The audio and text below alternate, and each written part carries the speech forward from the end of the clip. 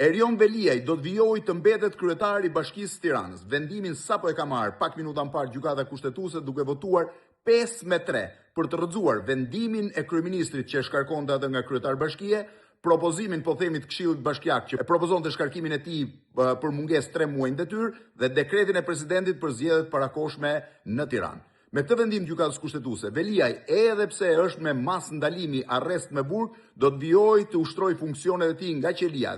Problemi kryesor nuk është vetëm fakti që nuk do të kemi zgjedhje në Tiranë, por fakti që raportet mes Veliajit dhe Partisë Socialiste janë thyer rënd. Partia Socialiste e anashkaloi kërkesën e Veliajit, vendosi shkarkimin e tij, ndërkohë gjykata i dha drejt Veliajit. Çfarë do të ndodhë në raportet e Veliajit në burg me Partinë Socialiste? A do të vijojë ai të mandatojë të njëjtin person për drejtimin e Bashkisë Tiranës dhe a do të vijojë ai të ruajë partneritetin me Partinë Socialiste? Ka një sër dilemash që ky vendim gjykate i bën dhe me thella dhe që presin të marrin përgjigje në ditët në vijim.